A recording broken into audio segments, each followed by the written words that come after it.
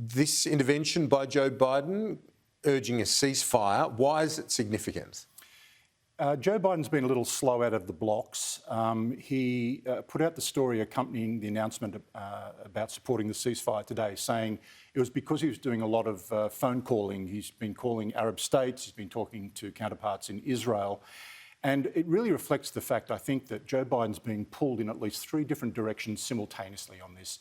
On the one hand, he's got that regional dimension he has to take into account, the Arab states, Saudi Arabia, Gulf states, and particularly those that have recently signed agreements with Israel to normalise relations, the UAE, Bahrain, and further afield, Morocco and the Sudan. So he's got that regional dimension. He's also got a bilateral dimension with Israel.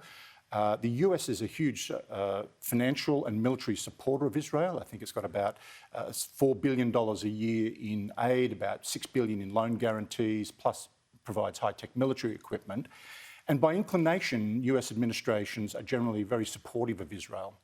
But what's happening now is there's a third pull, which is the left wing of the Democrat Party. So you're seeing the younger, more progressive wing of the Democrat Party openly, not just openly criticising Israel, but actually openly criticising Joe Biden for the way he's characterised the conflict. They're more inclined to look for greater support for Palestinian rights than, say, the traditional wing of the party. And Joe Biden has to balance all three of those competing forces. Yeah, and as much as it's tragic to say, there's a lot of politics at play, both for Benjamin Netanyahu and Mahmoud Abbas as well, in their two respective jurisdictions. And you've got a situation as well where, sadly, often in history, it's the extremists at either end that are driving some of these flare-ups like we saw in East Jerusalem. Look, I agree with you 100%, Kieran. I think there is a lot of politics in play here. Benjamin Netanyahu, of course, is under immense pressure, a subject of a corruption probe, hasn't been able to form a coalition government post-election. And of course, on the Palestinian side, one of the great unsung successes of the Trump administration was to conclude to broker a number of agreements between Israel and other previously hostile or states.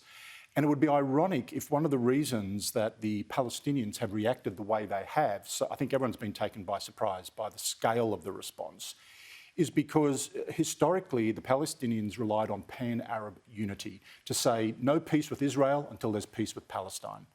And that was really been slowly breaking down. But now the Palestinians are wedging their Islamic and Arab countrymen in saying, well, who are you going to support on this? How are you going to stand on this when it's Israel versus Palestine, when we're getting crushed, when people are dying? So I do think it would be ironic if this great progress actually that was made and was under the Trump administration was actually the root cause of what we're seeing. What I've been surprised about is the number of Hamas rockets. I know that the Iron Dome has worked effectively for Israel in large part. You've got 10 civilian deaths versus a couple of hundred in Gaza, which is shocking, and about at least 50 kids killed. Yes. But given it's basically a tiny strip on the Mediterranean blocked off from the rest of the world, where do they get the weapons? Well, that's the question that I'm sure Israeli intelligence will be asking even as we're sitting here today. It's extraordinary, the number of missiles that they've been able to put together and fire with some accuracy. I mean, the basic methodology is just fire it. They don't care where it lands in Israel. It achieves an effect. It achieves a propaganda effect, and it also achieves an effect of bringing the war to Israeli civilian populations. But you're right, I don't think we have an answer to that yet. I think most planners have been surprised by the sheer scale of the response from the Palestinians. There's a demography question in Israel too. When you talk to secular Israelis, often it's a very different worldview to the Orthodox Jews of East Jerusalem and so on, those that were trying to kick out those Arab Israelis in Sheikh Jarrah, which is the conflict which started this whole flare-up in the first place.